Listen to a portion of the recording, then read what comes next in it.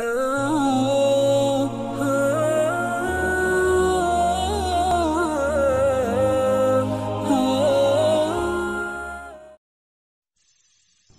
Nabi Ishak alaihissalam.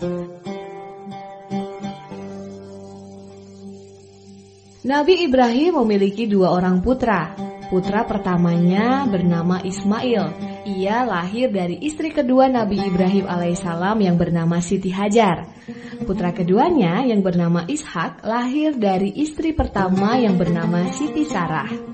Kedua putra Nabi Ibrahim ini diangkat sebagai nabi sekaligus rasul oleh Allah Subhanahu wa taala. Apabila Nabi Ismail alaihissalam dikenal sebagai pemimpin yang selalu menepati janji dan penyabar, maka Nabi Ishak alaihissalam dikenal sebagai pemimpin yang sangat soleh dan berilmu. Kata Ishak berasal dari bahasa Yunani yang berarti tertawa atau tersenyum. Hal ini dikarenakan Siti Sarah tersenyum saat mendengar berita bahwa Allah Subhanahu wa taala akan menganugerahi seorang anak di usianya yang tua. Nabi Ishak alaihissalam lahir dan besar di Palestina. Ia lahir saat Nabi Ibrahim berusia 100 tahun, sedangkan ibunya yang bernama Siti Sarah telah berusia 90 tahun. Dikisahkan bahwa Siti Sarah adalah seorang wanita yang sangat cantik. Ia adalah perempuan paling cantik di bumi setelah Siti Hawa atau istri Nabi Adam alaihissalam. Karena kecantikannya inilah maka Raja Mesir jatuh hati dan membawa Siti Sarah ke istana untuk dijadikan istri. Namun Allah Subhanahu wa taala melindungi Siti Sarah dengan membuat Raja Mesir membatalkan niatnya dan membebaskannya. Bahkan Siti Sarah dihadiahi oleh Raja Mesir seorang wanita yang bernama Siti Hajar yang bertugas menemani serta melayani Siti Sarah. Setelah dibebaskan oleh Raja Mesir, Siti Sarah dan Nabi Ibrahim alaihissalam diizinkan menetap di Mesir dan memulai usaha pertanian juga peternakan hingga menjadi kaya raya. Dalam menjalankan usahanya, Nabi Ibrahim juga dibantu oleh keponakannya yaitu Nabi Lut alaihissalam. Walaupun hidup berkecukupan, tetapi Nabi Ibrahim belum dikaruniai momongan. Hingga akhirnya Nabi Ibrahim memutuskan untuk meninggalkan Mesir dan kembali ke kampung halamannya di Palestina untuk berdakwah.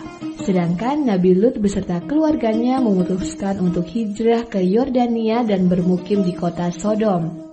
Tahun demi tahun berlalu di Palestina. Nabi Ibrahim belum juga memiliki anak. Setelah berpikir lama, maka Siti Sarah mengizinkan Nabi Ibrahim alaihissalam untuk menikahi Siti Hajar supaya mendapatkan keturunan. Siti Sarah memilih Siti Hajar karena ia seorang wanita yang jujur, berbudi pekerti baik dan berhati mulia. Dari pernikahan inilah Nabi Ismail alaihissalam lahir. Atas perintah Allah, Nabi Ibrahim harus membawa Siti Hajar beserta bayi Ismail keluar dari Palestina dan harus meninggalkan mereka di sebuah lembah kering yang bernama Mekah. Nabi Ibrahim dengan berat hati kembali ke Palestina dan berdakwah bersama Siti Sarah. Oleh karena ketaatan Nabi Ibrahim alaihissalam, maka Allah Subhanahu wa taala mengutus malaikat Jibril, malaikat Mikael dan Israfil untuk datang memberi kabar kepada Nabi Ibrahim dan Siti Sarah akan segera memiliki anak. Setelah menyampaikan kabar gembira ini, ketiga malaikat melanjutkan perjalanan untuk menemui Nabi Lut di Yordania dan memberi kabar bahwa Allah akan menurunkan azab di kota Sodom. Sebelum dikaruniai putra, nama Siti Sarah adalah Sarah. Kemudian setelah mendapatkan kabar gembira akan melahirkan seorang putra, Allah Subhanahu wa taala memerintahkan Nabi Ibrahim agar merubah nama istrinya menjadi Sarah. Allah akan memberkahi keturunannya kelak, sebagaimana halnya Allah Subhanahu wa taala memberkahi keturunan Nabi Ismail alaihissalam. Nabi Ishak lahir 14 tahun setelah kelahiran Nabi Ismail alaihissalam. Siti Sarah membesarkan putranya dengan penuh kasih sayang. Setelah dewasa, Nabi Ishak meneruskan perjuangan ayahnya dalam berdakwah di jalan Allah. Ia memimpin bangsa Kan'an dengan arif dan bijaksana. Suatu hari, Nabi Ibrahim merasa bahwa hidupnya tidak akan lama lagi. Ia bermaksud menikahkan Nabi Ishak dengan Rafkah, anak perempuan dari saudaranya di kota Haran, Irak. Nabi Ibrahim tidak menghendaki Nabi Ishak menikah dengan perempuan dari suku Kan'an, karena masyarakat Kan'an belum beriman kepada Allah Subhanahu wa taala. Wilayah yang didiami oleh bangsa Kan'an adalah kota Al-Halil. Wilayah ini kini termasuk dalam wilayah tepi barat Palestina.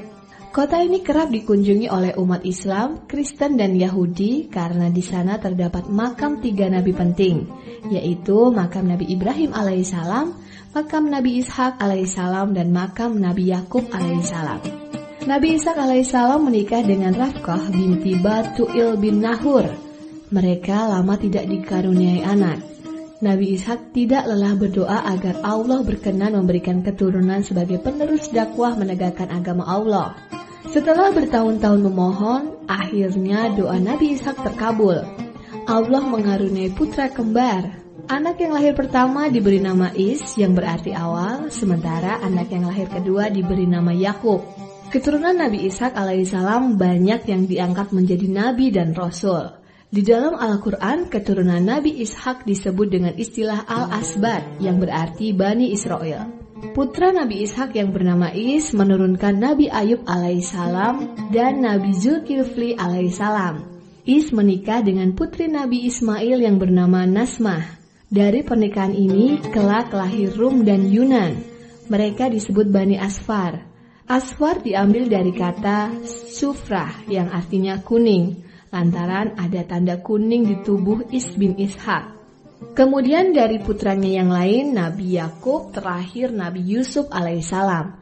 Kemudian generasi lainnya adalah Nabi Musa alaihissalam, Nabi Harun alaihissalam, Nabi Yunus alaihissalam, dan Nabi Isa alaihissalam. Ketika Nabi Yusuf menjadi orang berpengaruh di Mesir, jumlah Bani Israel berkembang dari 70 orang menjadi 3 juta orang.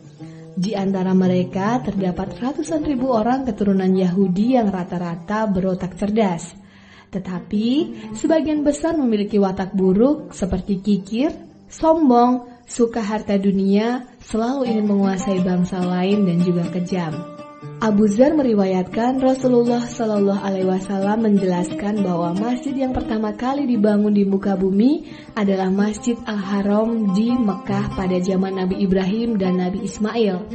Setelah itu baru Masjid Al-Aqsa di Palestina, yaitu pada masa Nabi Ishak dan Nabi Yakub alaihissalam, sekitar 40 tahun setelah pembangunan Masjid Al-Haram. Masjid Al-Aqsa memiliki kubah berwarna biru, terletak tidak jauh dari kubah Al-Sakro atau Dome of Rock yang berkubah kuning emas.